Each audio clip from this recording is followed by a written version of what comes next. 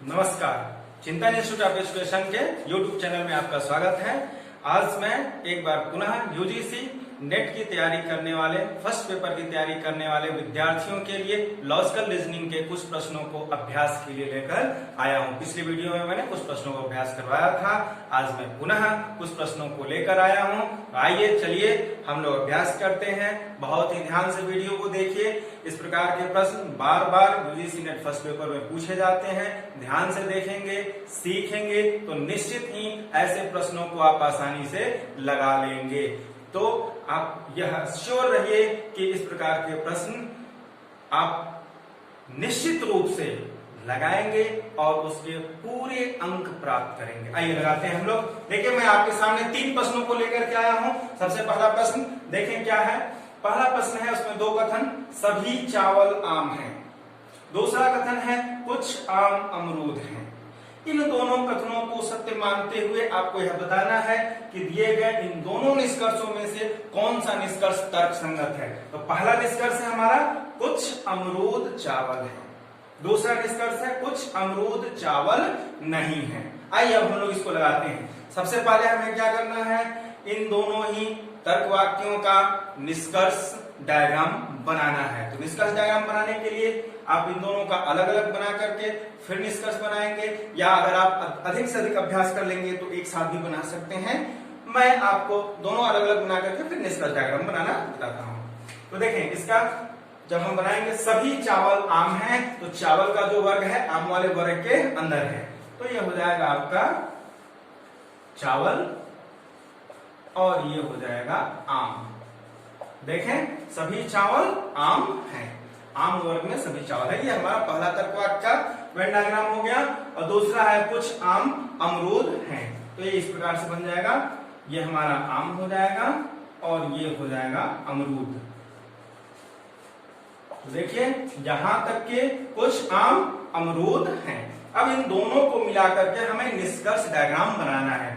तो आप देखें, यहाँ पर अमरूद, यह जो समुच्चय है अमरूद का, यह आम के कुछ पार्ट को क्या किया है, ओवरलैपिंग किए हुए है, पकड़े हुए है।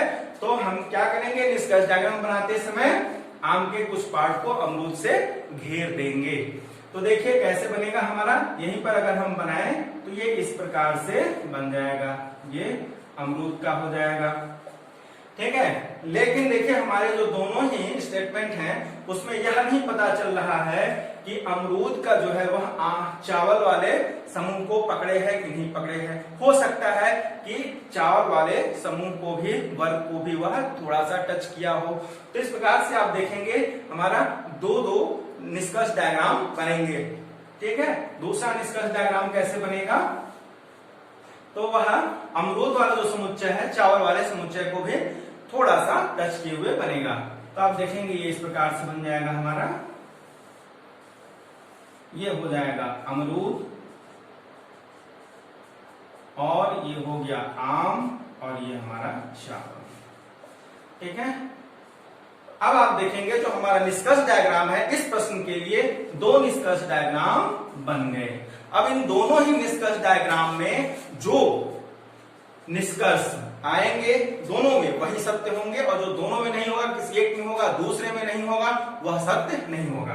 देखिए, कुछ अमरूद चावल हैं। यहां से देखिए, चावल और अमरूद में कोई भी अटैचमेंट नहीं है, कहीं ये दोनों एक दूसरे को ओवरलैप नहीं कर रहे हैं, दोनों अलग अलग हैं, यानी कि कोई भी चावल अमरूद नहीं है, ठीक है। लेकिन इसमें आप देखें, यहां पर कुछ चावल अमरूद हैं, ठीक है। यहां से सत्य साबित हो रहा है, यहां से सत्य साबित नहीं हो रहा है। तो हम क्या करेंगे, यह भी हमारा क्या होगा, यह जो हमारा तर्क वाक्य है वह गलत होगा, तर्कसंगत नहीं होगा। आइए अब हम चलते हैं दूसरे पर, कुछ अमरूद चावल नहीं है। कुछ अमरूद चावल नहीं है, तो आप यहाँ देखें, यहाँ के तो कुछ अमरूद चावल है, लेकिन इसके अतिरिक्त जो है वह इधर वाले ये सब क्या है, अमरूद चावल नहीं है। यहां से तो यह सत्य साबित हो रहा है, लेकिन यहां देखिए कोई भी अमरूद चावल नहीं है। यहां पर कुछ अमरूद ऐसे हैं जो कि चावल नहीं है, लेकिन यहाँ के कोई भी अमरूद चावल नहीं है। ठीक है। तो इस प्रकार से आप देखेंगे तो यहाँ पर यह जो है वह गलत साबित हो रहा है, ठीक है। तो यह जो हमारा निष्कर्ष है वह भी गलत होगा, ठीक है।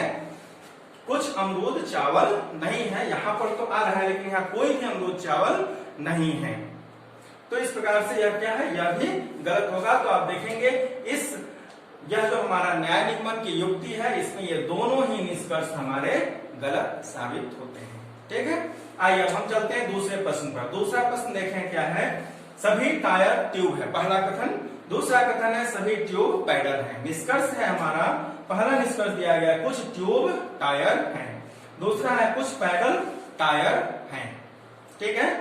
आइए अब हम इसके लिए सबसे पहले हम लोग क्या करते हैं, हम इसका निष्कर्ष डायग्राम बनाते हैं।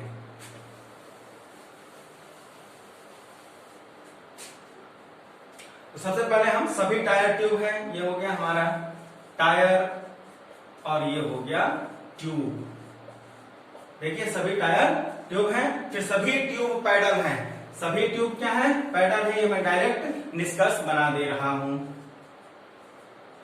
ठीक है। ये हमारा निष्कर्ष डायग्राम बनकर तैयार हो गया। अब हमें देखना है ये जो दोनों ही निष्कर्ष हैं इस निष्कर्ष डायग्राम में आ रहे हैं या नहीं। तो पहला क्या है, कुछ ट्यूब टायर हैं। देखिए भाई कुछ ट्यूब टायर हैं। वैसे भी देखें यह जो हमारा पहला कथन है इसका कन्वर्जन है, ये पहले कथन का यह क्या है, कन्वर्जन है। पहला कथन हमारा क्या है, सभी टायर ट्यूब हैं। जब हम इसका कन्वर्जन करते हैं, परिवर्तन करते हैं, तो ये दोनों का स्थान क्या होता है, चेंज हो जाता है और ए का आई में हो जाता है। तो आप देखिए इस तरह से देख सकते हैं, सभी टायर ट्यूब हैं। अगर ये है हमारा तो ये क्या हो जाता है, यहाँ पर ट्यूब आ जाएगा परिवर्तन करते समय और ये हो जाएगा टायर, ठीक है। और ए का परिवर्तन किसमें होता है, ए का परिवर्तन आई में होता है। पिछले वीडियो में बता चुका हूं, ये हो जाएगा कुछ ट्यूब टायर हैं, ठीक है। तो इस प्रकार से आप देखेंगे परिवर्तन के नियम से यह जो हमारा कुछ ट्यूब टायर है यह सत्य है। अब डायग्राम में भी देख लें, देखिए सभी टायर ट्यूब हैं, तो इस टायर वाले वर्ग के अंदर जितने ट्यूब आ रहे हैं सभी तो नहीं आएंगे, कुछ आएंगे। ट्यूब का रेंज इतना है आपका और यहाँ तक कुछ ही ट्यूब आ रहे हैं, तो यहाँ तक के कुछ ट्यूब क्या है, टायर कहलाएंगे।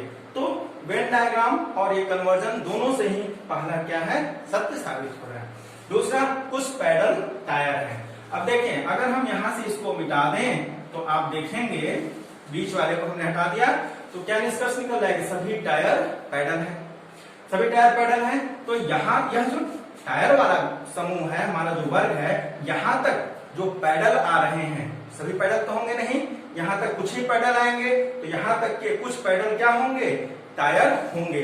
तो आप देखेंगे कुछ पैडल टायर हैं, यह भी सत्य है।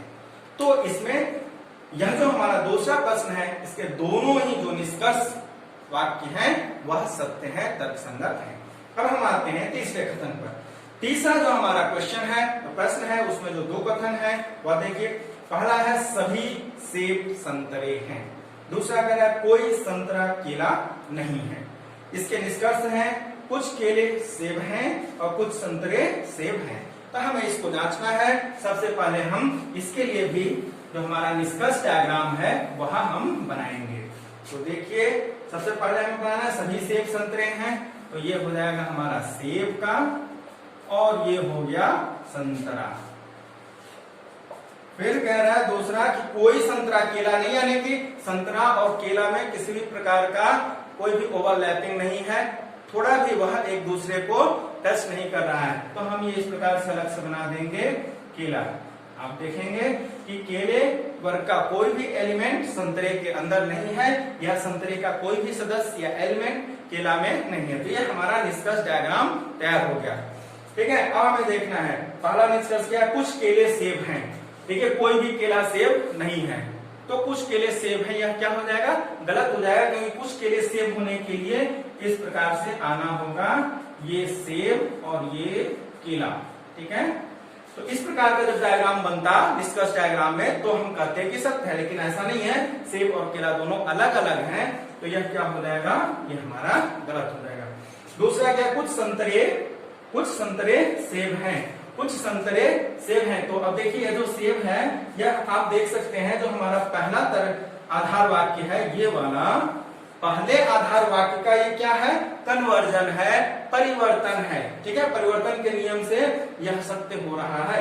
आप देख सकते हैं परिवर्तन के नियम से सभी सेब संतरे हैं।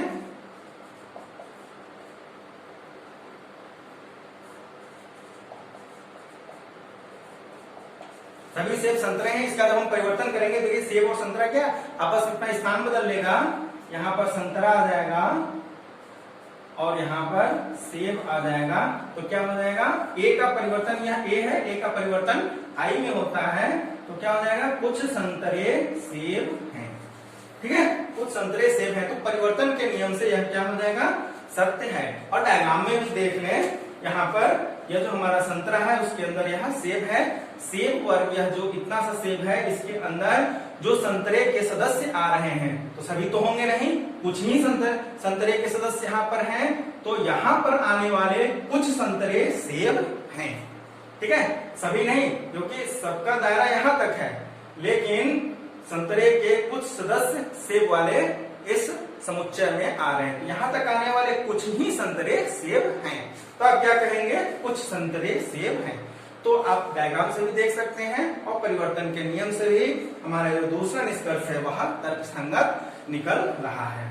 ठीक है, तो ये थे आज के कुछ प्रश्न। इसी प्रकार से आप जो है अन्य और प्रश्नों पर भी अभ्यास करें, ध्यान से वीडियो को देखिए, निश्चित ही समझ में आएगा और ऐसे प्रश्नों को आप आसानी से लगा सकेंगे। अगली वीडियो में हम कुछ और प्रश्नों के साथ